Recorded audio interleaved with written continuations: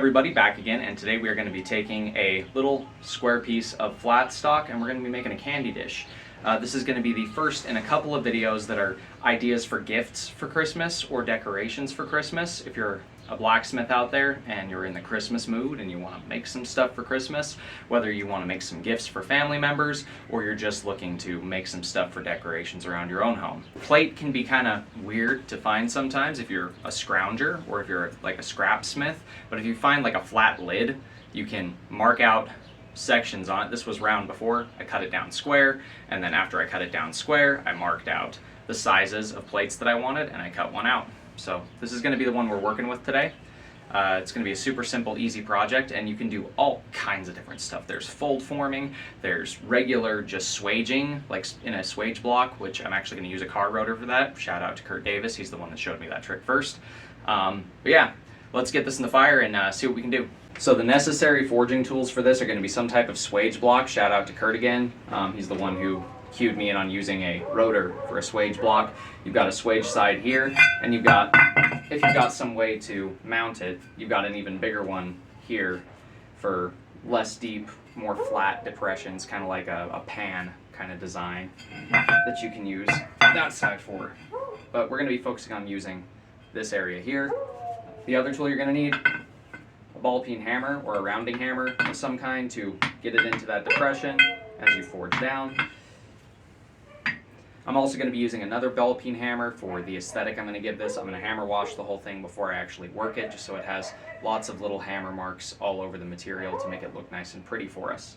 You could chisel some designs on it before you swage it, or after. You could punch some designs. It's really up to you what you want it to look like. I'm just here to show you how to make it into a bowl. So I'm going to start adding that hammer wash look I want to the whole of this piece. So if you're doing that hammer wash, kind of finish for this, or a look to it, you want it nice and hot. So that way when you tap, you get the material to form not just on the very surface itself, but all the way down. Like you get these nice little dips in the material.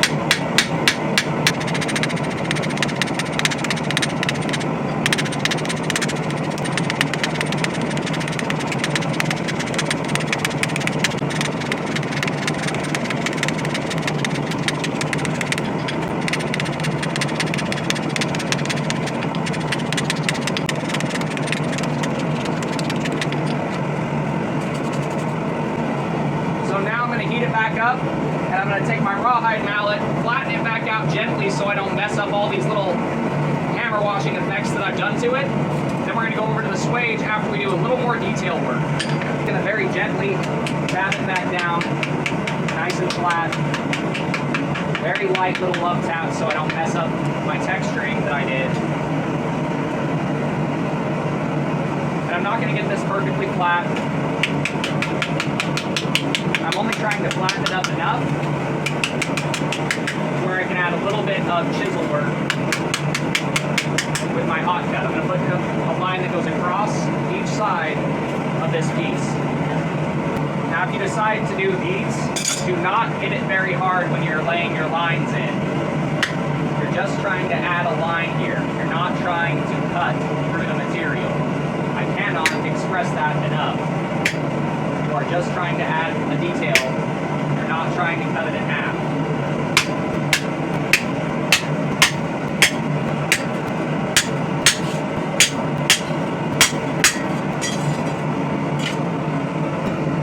Now I'm going to take my curved chisel and I'm just going to make some decorative lining around the outside to mark off the edges.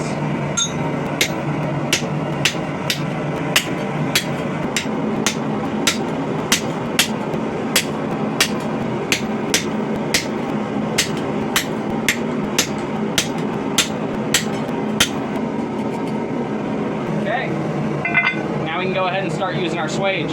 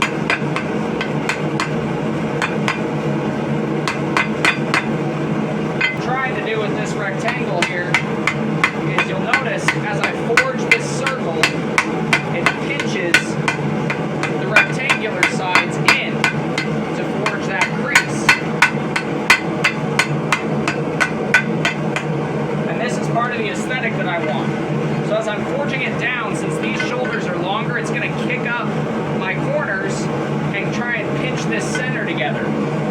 So I need to work this side more to get this one to pinch up a little tighter than that. And we're starting to get a nice bowl going.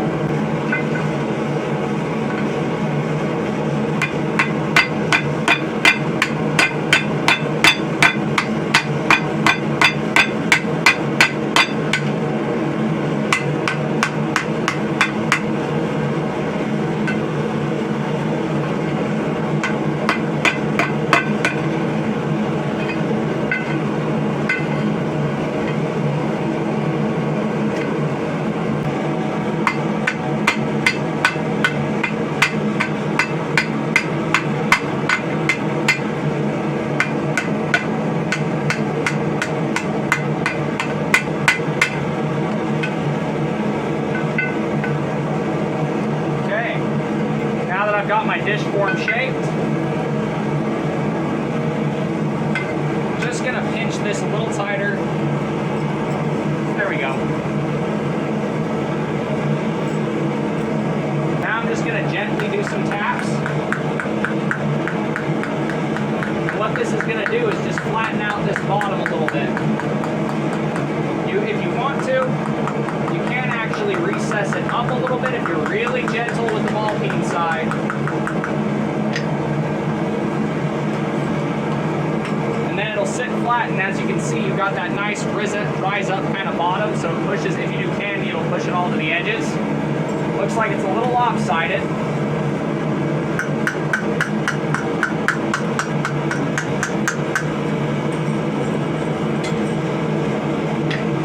This up as necessary. I'm just going to curve these outer bits out and down.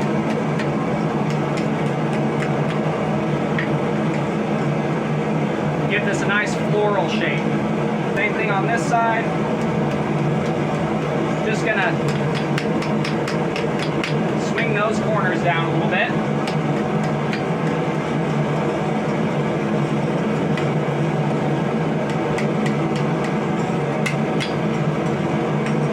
Up just a little more, get that one down just a hair further.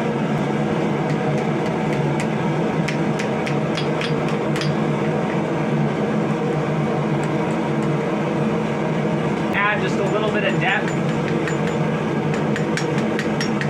along this side.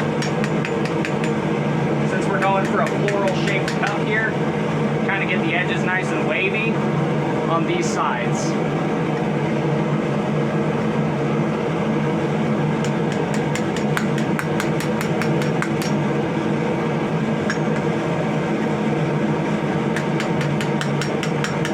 On this side, just going to add some waves to it.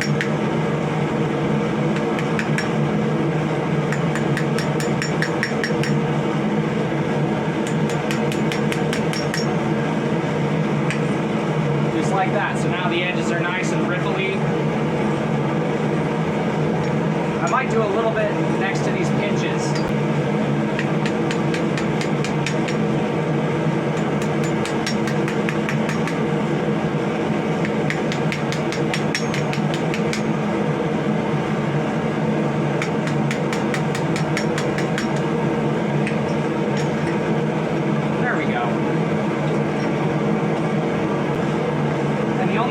Doing this is to give it the appearance of some leaves.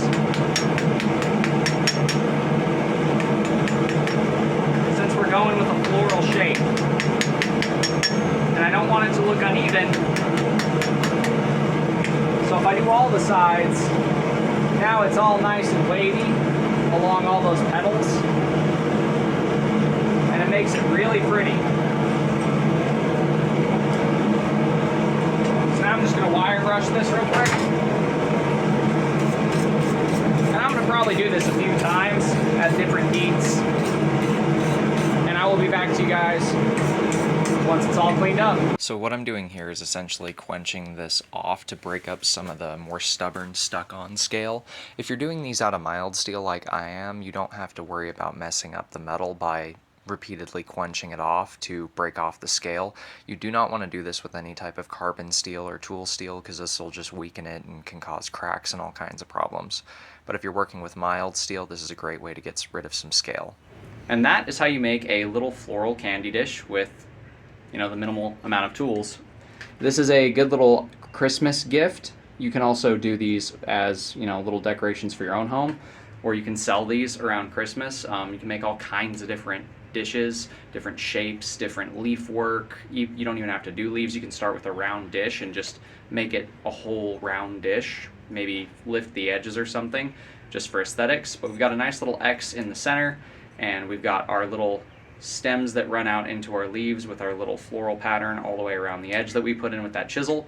So I think the wife will be rather pleased to have this for her keys, because she's been asking me for something like this for a little while. But that does it for today's video. If you guys liked what you've seen, do me a favor, do that thing right there. And until next time, God bless, stay sharp out there. If you're looking for a custom sharp object or looking for somebody for Christmas who wants one, check out my Etsy store. I sell everything from swords to pole arms. And you might see a few doodads on there as well.